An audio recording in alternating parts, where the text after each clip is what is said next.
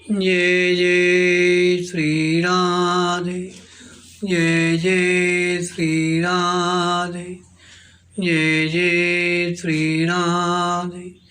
भक्ति भक्ति भगवंत गुरु चतुर्नाम वपुए, इनके पदबंधन किए नाशे बेग। जय जय श्यामा जय जय श्याम, जय जय श्री वृंदावनी धाम। पावनी राधा तेरो नाम, पावन श्री वृंदावनी धाम। जय जय जमुना रच की रास, जय जय श्री स्वामी हरिदास। आज की कथा में राजा अम्बरीश जी का चरित्र वर्णन करेंगे। यह कथा भक्तमाल में वर्णित है, उसी के आधार पर ये कथा कह रहे हैं। प्रियादास जी कहते हैं, अम्बरीश भक्त की जो रीस को करे, और बड़ो मति बौर क्यों जान नहीं भाकिए। दुर्वासा ऋषि सीख सुन नहीं, कहूँ साधु मान अपराध श्री जटा खेच नाखिए। लई उपजाए काली कृत्या विकराल रूप, भूप महाधीर उथाड़ो बिलाखिए। चक्र दुख मान ले कृषाणु तेज राख, करी परिवीर ब्राह्मण को भागवती साखी। राज ऋषि भक्त अम्बरीश से ईर्षा करके यदि कोई उनकी बराबरी करना चाहे तो वह महामूर्ख और पागल है, क्योंकि उनकी भक्ति को कोई नहीं जान सकता। वह अपार है, उसका किसी भी प्रकार वर्णन नहीं हो सकता। दुर्वासा ऋषि के समान किसी तपस्वी साधु का रोष नहीं सुना गया। भक्तों के साथ स्पर्धा और बराबरी नहीं करनी चाहिए, इस उत्तम शिक्षा को भी उन्होंने नहीं माना। अम्बरीश जी को अपराधी मानकर दुर्वासा जी उन पर कुपित हो गए। सिर की जटा खींचकर पृथ्वी पर पटक दी। उससे भयंकर रूप वाली कालकृत्या शक्ति उत्पन्न करके उसे आज्ञा दी, इस राजा अम्बरीश को भस्म कर दो। वह अम्बरीश की ओर चली। अम्बरीश जी महान धैर्यवान थे, भयभीत नहीं हुए। हाथ जोड़कर ऋषि को प्रसन्न करने की अभिलाषा से खड़े ही रहे। चक्र सुदर्शन भगवान राज्य समेत राजा की रक्षा में सदा तत्पर थे। उन्होंने दुख मानकर कालकृत्या की अग्नि को राख कर दिया। पश्चात वे दुर्वासा की ओर चले। ब्राह्मण पर भारी संकट पड़ा। यह कथा श्रीमद् भागवत में विस्तार से वर्णन है। वैवस्वत मनु के पुत्र हुए नभग, और नभग के हुए माभाग नाभा जी। इन्हीं नाभाग जी के पुत्र हुए परम भागवत श्री अम्बरीश जी। वर्णन आया है कि राजर्षि नाभाग अपनी पत्नी के सहित दीर्घ काल तक पुत्र की कामना से भगवान की आराधना करते रहे। एक बार की बात, दंपति रात्रि में शयन कर रहे थे। उसी समय भगवान ने प्रसन्न होकर कहा, अम्ब। वे बोली, कौन? प्रभु ने कहा, ईश। यह सुनकर राजर्षि दंपति तत्काल उठ बैठे। प्रभु के दर्शन किए तथा स्तुति करने के बाद प्रभु से पुत्र का वर मांगा। भगवान अपने ही अंश से पुत्र होने का वरदान देकर अंतर्ध्यान हो गए। समय पर जब नाभाग से पुत्र हुआ तो नाम रखा अम्बरीश। कारण यह है कि दंपति ने भगवान के श्रीमुख से अम्ब और ईश यह शब्द सुना था। श्री अम्बरीश का भगवान श्री कृष्ण में तथा उनके प्रेमी संत महात्माओं में बड़ा प्रेम था।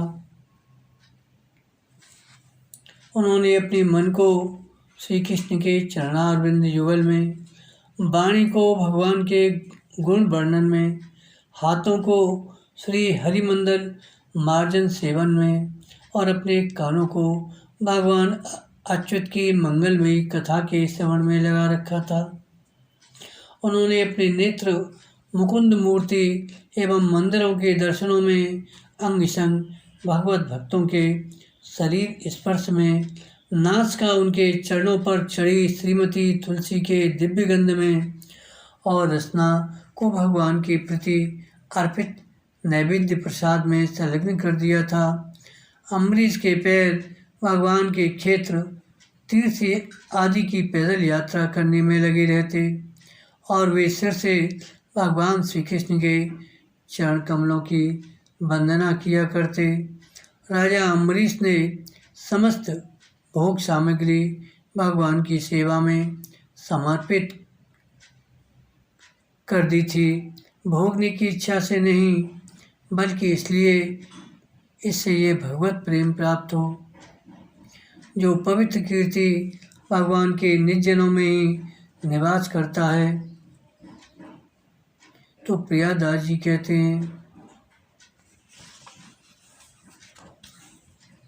अम्बरीश भक्त की जो रीस को करे और बड़ो मति बौर क्यों जान नहीं भागिए।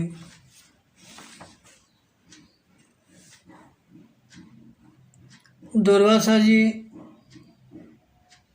ने तीर्थराज प्रयाग में मकर संक्रांति के समय संत समाज के बीच श्री नारद जी के द्वारा अम्बरीश की बड़ी बढ़ाई सुनी। क्योंकि अम्बरीश श्री नारद जी के कृपा पात्र थे, अतः दुर्वासा जी को ऐसा लगा मानो ये शिष्य होने के नाते राजा की तो इतनी बड़ी बढ़ाई कर रहे हैं और हम ऋषियों की कोई चर्चा नहीं। अतः वहाँ से उठकर चल दिए। परंतु आश्चर्य, दुर्वासा जी जहाँ भी जाते वहीं महाराज अम्बरीश की प्रशंसा सुनने को मिलती।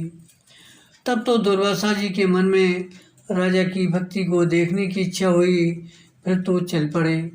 उन दिनों महाराज अम्बरीश ने अपनी धर्मशीला पत्नी के सहित भगवान श्री कृष्ण की प्रसन्नता के लिए 1 वर्ष तक द्वादशी प्रधान एकादशी व्रत करने का नियम लेकर विधि पूर्वक व्रत किया। व्रत की समाप्ति पर कार्तिक महीने में मथपुरी में निवास करते हुए नित्य यमुना स्नान कर भगवान श्री कृष्ण का महाअभिषेक पूर्वक पूजन करते। शुक्ल पक्ष की हर प्रबोधनी एकादशी को निर्जल व्रत करके विधि पूर्वक रात्रि में जागरण किया। प्रातःकाल द्वादशी के दिन स्नान और पूजन करके ब्राह्मणों को भोजन कराकर दान मान से संतुष्ट कर स्वयं भी ब्राह्मणों की आज्ञा लेकर व्रत का पारण करने के लिए भोजन करने को बैठे थे कि शाप और वरदान देने में समर्थ श्री दुर्वासा जी अपने 10,000 शिष्यों के सहित वहाँ आ पहुँचे। राजा ने उठकर महर्षि का यथोचित सत्कार किया और भोजन के लिए प्रार्थना की। दुर्वासा जी स्वीकृति देकर आवश्यक कृत्य करने के लिए यमुना जी के किनारे चले गए। इधर द्वादशी केवल घड़ी भर शेष रह गई थी। अब राजा सोचने लगे, यदि ऋषि की प्रतीक्षा करता हूँ तो व्रत खंडित होता है, यदि पारण कर लेता हूँ तो ऋषि की अवज्ञा होती है। अतः श्री वशिष्ठ जी आदि धर्म निर्णायक ब्राह्मणों से पूछे। तब उन लोगों ने विचार करके भगवान का चरणामृत ग्रहण करने की आज्ञा दी। श्री अम्बरीश जी ने श्री कृष्ण चरणारविंदों का चिंतन करते हुए चरणामृत पी लिया। इतने में ही दुर्वासा जी आ गए और वे तो सर्वज्ञ तो थे ही। सब जानकर अपना अपमान समझकर राजा का अपराध मानकर कुपित हो उठे। यहाँ राजा का अपराध है नहीं, वे तो शास्त्र सम्मत कार्य किए थे, परंतु इन्होंने अपनी जोरावरी बस उसे अपराध मान लिया। यद्यपि ब्राह्मण साधुओं ने मुनि को समझाने का बहुत प्रयत्न किया कि राजा का कोई दोष नहीं है, परंतु ये तो किसी की भी शिक्षा नहीं सुने।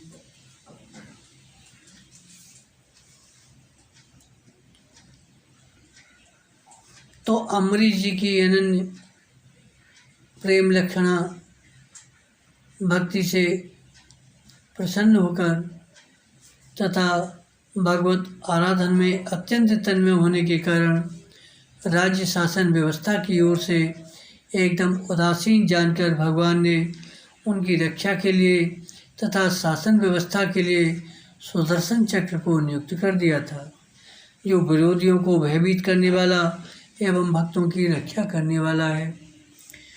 ऐसे सुदर्शन चक्र जी ने जब सर्वथा निर्दोष राजा पर मुनि को कुपित होकर कृत्या का प्रयोग करते देखा तो बड़ा ही दुख हुआ, पर तो अपने प्रचंड तेज से कृत्या को भस्म कर मुनि पर झपटे। ये कथा श्रीमद् भागवत में विस्तार से आई है। बाजो दिशा दिशा सब लोक लोक, पाल पास गयो न्यो, तेज चक्र चून किए डारे हैं। ब्रह्मा शिव कही ये गही तुम टे बुरी, दार्शन को भेद नहीं जानो वेद धारे हैं। पहुँचे वे कुंठी जाए, कहो दुख अकुलाए। हाय आए राखो प्रभु, खरो तन जा रहे हैं। मैं तो अधीन तीन गुण को न मान, मेरे भक्त वात्सल्य गुण सभी को टारे हैं। दुर्वासा जी अब तो चक्र सुदर्शन के भय से भागे।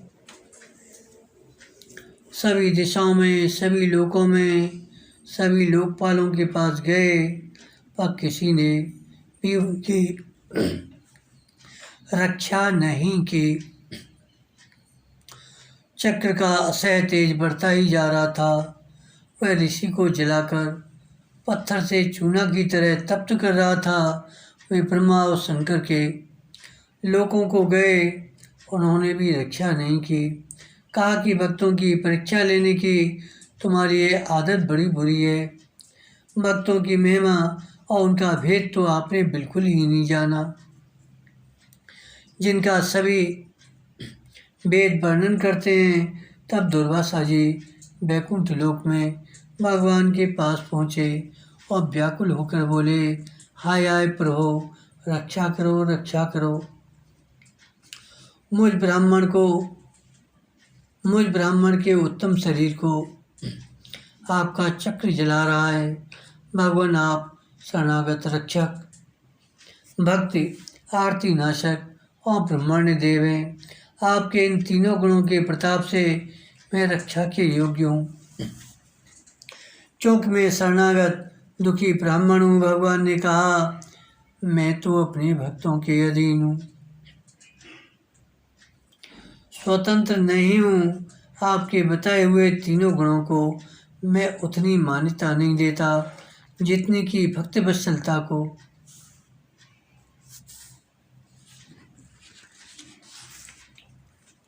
तो दुर्वासा जी का स्वभाव बन गया था जहाँ तहाँ भक्तों से उलझने का।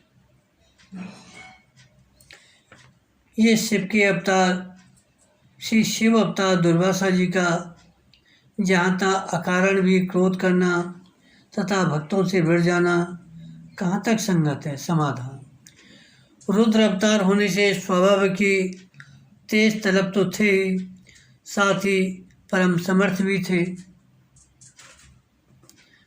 अतः सामान्य क्षम्य भूलों को भी बड़ा अपराध मानकर दंड देने को तैयार हो जाते। दुर्वासा जी ने इतना आतंक मचा रखा कि मारे डर के संसारी लोग इनके पास कम जाते, जिससे प्रपंच विघ्न इनके पास नहीं फटकते। श्री शिव जी भी तो जगत से बचने के लिए अमंगल साज रखे हैं, यद्यपि हैं मंगल राशि। भक्ति का एवं भक्तों का उत्कर्ष सिद्ध करने के लिए मुनि जानबूझकर स्वयं दुख अपमान सहकर भी ऐसी लीला करते थे। इससे मुनि की आंतरिक भक्ति में निष्ठा समझनी चाहिए।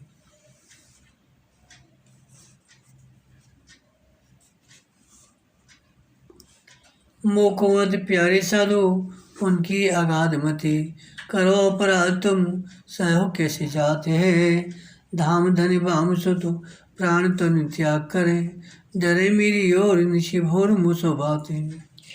मेरे उन्हें संत बिन और कुछ सांची कहो, जाओ भाई ठोर जाते बैठे होते पाते। बड़े ही दयाल सदा दीन प्रतिपाल करें, न्यूनता न धरे कहूँ भक्ति गाते गाते। जब भगवान ने कह दिया मैं तो सर्वथा भक्तों के अधीन हूँ, मुझ में तनिक भी स्वतंत्रता नहीं है, मेरे सीधे साधे भक्तों ने मेरे हृदय को अपने हाथ में कर रखा है। भक्तजन मुझसे प्यार करते हैं, मैं उनसे। ब्रह्मन अपने भक्तों का एकमात्र आश्रय मैं ही हूँ, इसलिए अपने साधु स्वभाव भक्तों को छोड़कर मैं न तो अपने को चाहता हूँ और न अपनी अर्धांगिनी विनाश रहित लक्ष्मी को। जो भक्त स्त्री पुत्र गृह गुरजन प्राण धन एहलोक और परलोक सबको छोड़कर केवल मेरी शरण में आ गए हैं, उन्हें छोड़ने का संकल्प भी कैसे कर सकता हूँ। भगवान बोले दुर्वासा जी, मुझे साधु संत अत्यंत ही प्यारे हैं, क्योंकि उनकी अपार श्रद्धा और प्रीति है। तुमने उन्हीं भक्तों का अपराध किया है, यह मुझसे कैसे सहा जा सकता। मेरे भक्त मेरे लिए घर तन स्त्री पुत्र अपने प्रिय प्राणों का परित्याग करके मेरी ओर आते हैं, दिन रात मुझसे ही मेरी ही बातें करते हैं, दूसरों से उन्हें कोई प्रयोजन नहीं है। मैं सत्य कहता हूँ, मेरे भी उन संतों के लालन पालन के सिवाय और कोई काम नहीं है। इसलिए अब तुम अम्बरीश की ही शरण में जाओ, जिससे ये तुम्हारा दुख मिटे।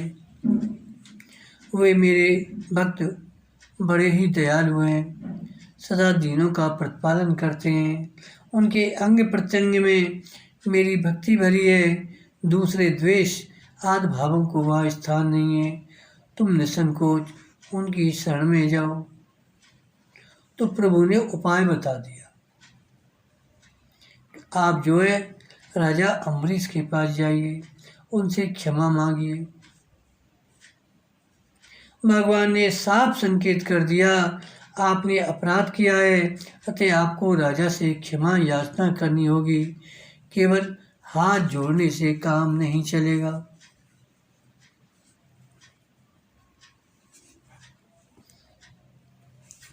एक दृष्टांत सुना रहे हैं। एक कथा आती है, एक संत वन में जा रहे थे, कुछ लोगों ने मना किया। इस मार्ग में एक महादुष्ट रहता है, जो साधु महात्माओं को पत्थर मारता है, अतः आप न जावें। संत नहीं माने, गए उसी मार्ग से। उस दुष्ट ने भी अपने स्वभाववश संत को पत्थर मारा, सिर फूट गया, तो भी संत बिना कुछ कहे आगे बढ़े। कुछ दिन बाद पुरी उसी मार्ग से लौटे तो देखे वह दुष्ट अत्यंत ज्वर के वेग से मूर्छित पड़ा है। संत को दया आई, उसका सिर गोद में रखकर सहलाने लगे, मुंह में कमंडल का जल थोड़ा थोड़ा करके डालने लगे, तो उसको आराम मिला। मूर्छा दूर हुई तो देखा जिस संत को मैंने पत्थर मारा था वही मेरे जीवन दाता निकले। उसका हृदय भर आया, आँखों से अश्रुपात होने लगा, चरणों में गिरकर अपराध के लिए क्षमा मांगने लगा। संत ने उसको धैर्य बताते हुए कहा, भैया तुम अपने ही तो हो, अपने दांतों से जिभ्या कट जाती है तो क्या उन्हें निकाल कर फेंक दिया जाता है। तुमने तो कुछ भी नहीं किया, काहुन को सुख दुख करे दाता, निज कृत कर्म भोग विषव भ्राता।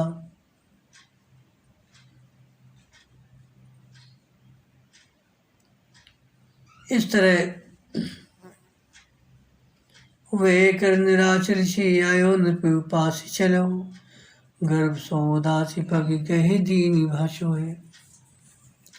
राजा लाज मान मृदु कहे सन्मान करो, नरो चक्र और कर जोर विलक्षो है।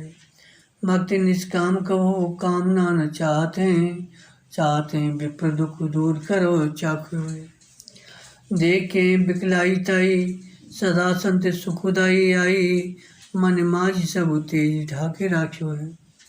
भगवान के ऐसे वचन सुनकर दुर्वासा जी वहाँ से निराश होकर तथा अपमान को त्याग कर राजा अम्बरीश के पास आए और उनके चरणों में पड़कर क्षमा मांगी।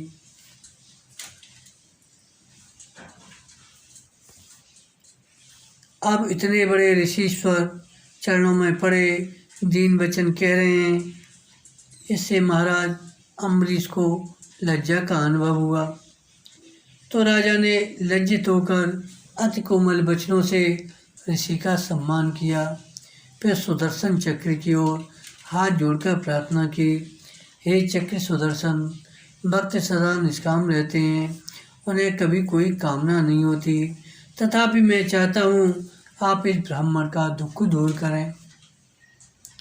इतने बड़े कष्ट का अनुभव किया है, इन्होंने बड़े कष्ट का अनुभव किया है। राजा की प्रार्थना सुनकर और ब्राह्मण की व्याकुलता देखकर सदा संतों को सुख देने वाले चक्र सुदर्शन के मन में दया आ गई। उन्होंने अपना सब तेज छिपा लिया।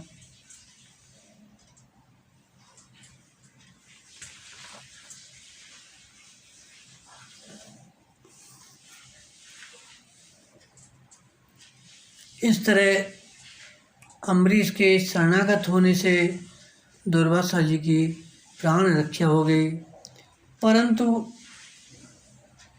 उनके मन का अमरस नहीं गया, कारण कि चक्र ने बहुत पीछा किया था, अतः उनकी पीठ झुलस गई थी। शरीर भस्म तो नहीं हुआ, परंतु गर्मी अधिक बढ़ गई, जिसे शांत करने के लिए इन्हें उत्तराखंड जाना पड़ा। उसी अमरस में भरकर इन्होंने दीर्घ काल तक कठोर तप करके भगवान को प्रसन्न किया। भगवान ने दर्शन दिया, वर मांगने को कहा, तो इन्होंने ये वर मांगा कि अम्बरीश मुक्त होने के लिए साधन कर रहे हैं, तो उनको मुक्त होने के बजाय 10,000 बार जन्म लेना पड़े। भगवान भीतर से बड़े नाराज हुए, बोले, मुने, मैंने आपको वर देने का वचन दे दिया है, अतः यद्यपि आप जो मांग रहे हैं वह तो बड़ा अनुचित है, परंतु मैं उसे इस प्रकार पूर्ण करूँगा कि अम्बरीश तो मुक्त होंगे ही, उनकी जगह मैं स्वयं 10 बार जन्म लूँगा। भक्त का 1000 जन्म मेरा 1 जन्म बराबर है। अतः भगवान ने अम्बरीश के लिए 10 अवतार धारण किए। इस प्रकार अम्बरीश के इस सद्व्यवहार से दुर्वासा जी बड़े प्रभावित हुए थे। उनके मुंह से उस समय बरबस निकला था, अहो, आज मैंने भगवान के प्रेमी भक्तों का महत्व देखा। राजन, मैंने आपका अपराध किया, फिर भी आप मेरे लिए मंगल कामना ही कर रहे हैं।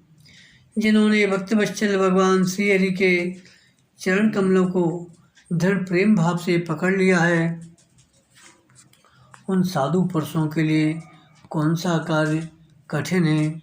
जिनका हृदय उदार है वे महात्मा भला किस वस्तु का परित्याग नहीं कर सकते। राजन, आपका हृदय करुणा भाव से परिपूर्ण है। आपने मेरे ऊपर महान अनुग्रह किया और आपने मेरे अपराधों को सर्वथा भुलाकर मेरे प्राणों की रक्षा की। आज की अम्बरीश की कथा यहाँ तक कहिए। आगे भी अम्बरीश के चरित्र हैं, उनको दूसरे भाग में कहेंगे। आज यहीं विश्राम करते हैं। जय जय श्री राधे, जय जय श्री राधे।